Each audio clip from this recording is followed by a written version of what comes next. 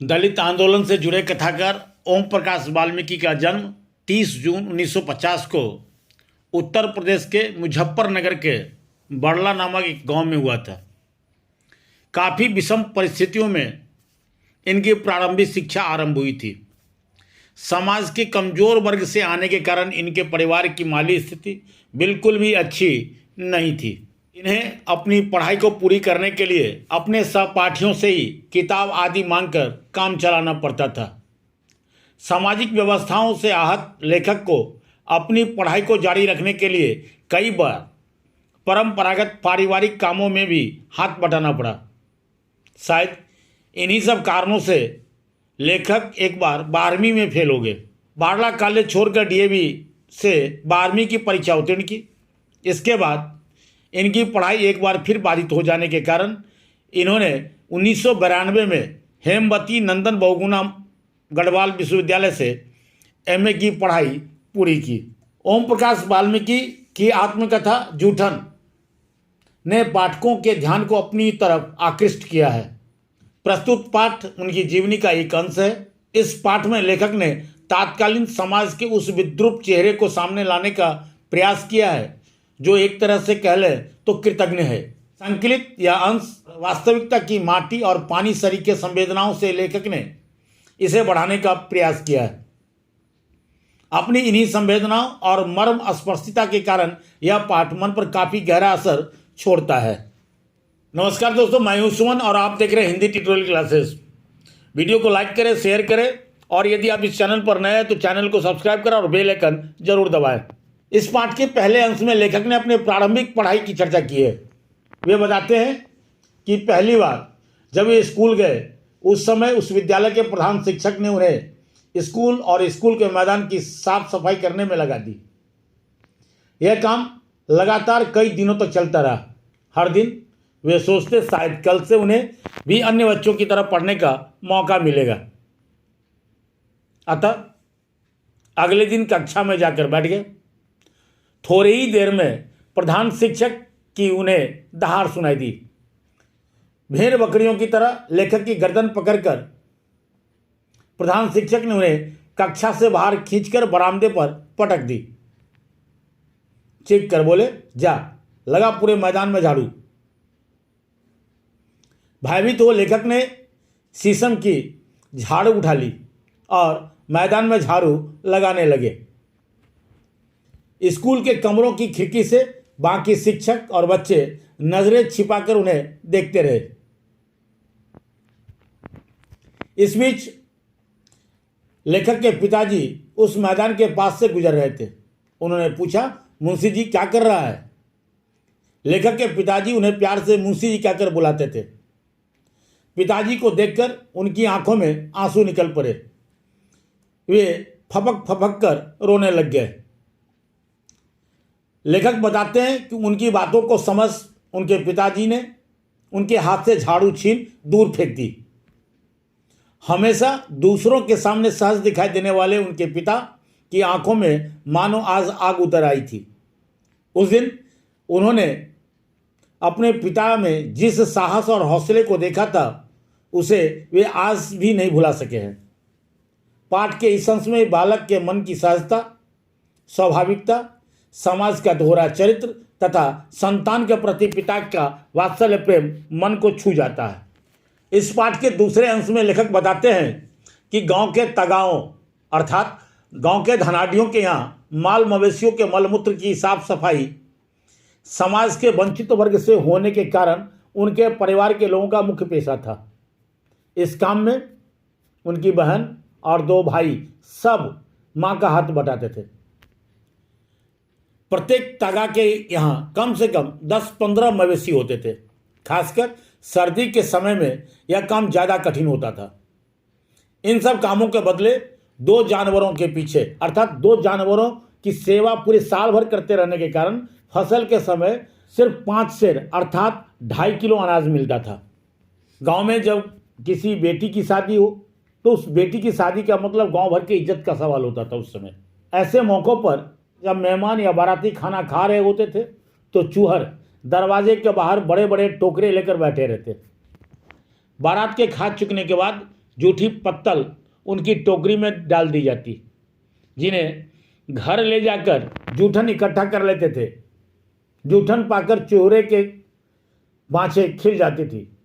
चूरों में अक्सर बड़े बड़े बारातों का जिक्र बहुत ही रोमांचक लहजों में होता था कि अमुक बाराती से इतनी जूठन आई थी कि महीनों खाते रहे। पत्तलों से एकत्रित पूड़ियों को धूप में सुखा लिया जाता, जो बरसात के दिनों में काम आता।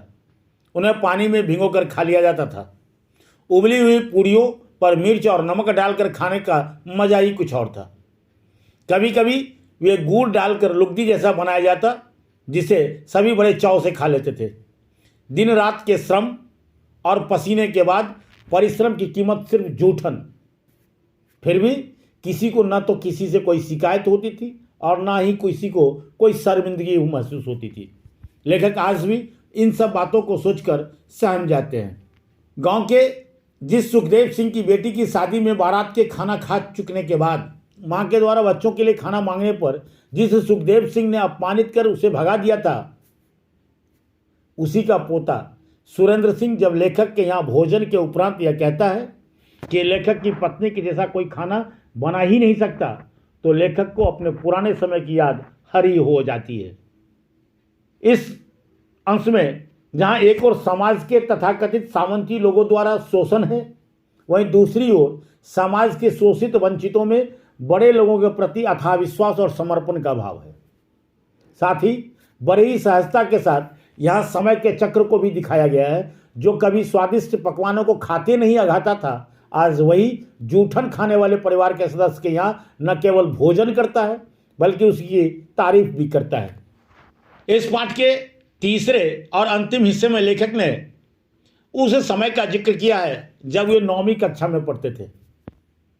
उस समय उनके घर की आर्थिक स्थिति अच्छी नहीं थी। एक एक पैसों के लिए घर के सभी सदस्यों को खटना पड़ता था। उन दिनों गांव में मरने वाले पशुओं को उठाने का जिम्मा भी चोरों का ही था। जिसके घर में जो काम करता था उसके मरे हुए पशु उसी को उठाना पड़ता था। इसके लिए उसे कोई मेहनताना या मजदूरी नहीं मिलती थी। ऐसे मरे हुए पशु को उठाने में 4 से 6 लोग लगते थे। इन मरे हुए पशुओं के खाल को सड़ने से बचाने के लिए उस पर नमक रगड़ा जाता था। फिर उसे मुजफ्फरनगर के चमड़ा बाजार में बेचा जाता। उस समय एक मवेशी के चमड़े के लिए 20 से 25 रुपये बड़े मुश्किल से मिल पाते थे। मजदूरी और आने जाने के किराए देखकर मुश्किल से 10-15 रुपये ही हाथ आते। एक रोज ब्रह्मदेव का बैल खेत से लौटते समय गिर गया, उठ नहीं पाया, वहीं मर गया। उस दिन लेखक के पिताजी और भाई सब एक रिश्तेदार के यहाँ गए हुए थे। माँ नहीं चाहती थी कि यह काम लेखक को करना पड़े, लेकिन खाल बेचकर 10-15 रुपये मिलने वाले थे। उन्हें छोड़ पाने की स्थिति में लेखक की माँ नहीं थी। अतः लेखक की माँ ने उन्हें स्कूल से बुलाकर चाचा के साथ ब्रह्मदेव के मवेशी को उठाने भेज दी। चाचा ने खाल उतारनी शुरू की। लेखक भी उनकी मदद कर रहे थे। थोड़ी देर बाद चाचा थक कर चाकू लेखक को पकड़ाकर खुद बीड़ी पीने बैठ गए। छुरी पकड़ते ही उनके हाथ कांपने लगे थे। चाचा की हिदायत के कारण वे खाल उतार अवश्य रहे थे, लेकिन उनका मन अंदर ही अंदर कचोट रहा था। वे जिस दलदल से बाहर निकलना चाहते थे, आज उसी दलदल में उन्हें घसीटा जा रहा था। जैसे तैसे खाल को उतारते उतारते शाम हो गई। चाचा ने खाल को चादर में बांधा, गठरी को सिर पर रखकर चल पड़े। उनके पीछे पीछे लेखक भी तेज कदमों से चल रहे थे। पक्की सड़क पर बस अड्डे के पास उन्होंने गठरी जमीन पर रखकर आगे लेखक से ले चलने के लिए कहा। लेखक के स्कूल की छुट्टी का समय हो चला था। स्कूल के साथी यह ले जाते हुए देखेंगे तो वे स्कूल में उन्हें तंग करेंगे। अतः लेखक ने चाचा से बहुत कहा, रुआसी आवाज में गिड़गिड़ाया, लेकिन वे नहीं पसीजे। उस दिन लेखक जब घर पहुंचे तो उनके कपड़ों पर जानवर के खून के छींटे पड़े थे। सिर से पांव तक गंदगी से भरा हुआ था। लेखक की यह हालत देखकर उनकी माँ रो पड़ी। उस रोज लेखक की बड़ी भाभी ने माँ से कहा था कि इनसे यह काम ना कराओ, भूखे रह लेंगे पर इन्हें इस गंदगी में ना घसीटो। लेखक को आज भी अपनी भाभी के वो शब्द याद आते हैं।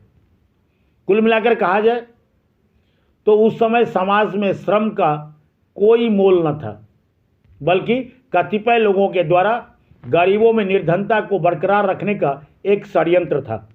बावजूद इसके लेखक ने इस पाठ में दलित जीवन के रोष और आक्रोश को अपने संवेदनात्मक रचनानुभवों से भारतीय समाज को जड़ता से उबारने की कोशिश करते हैं।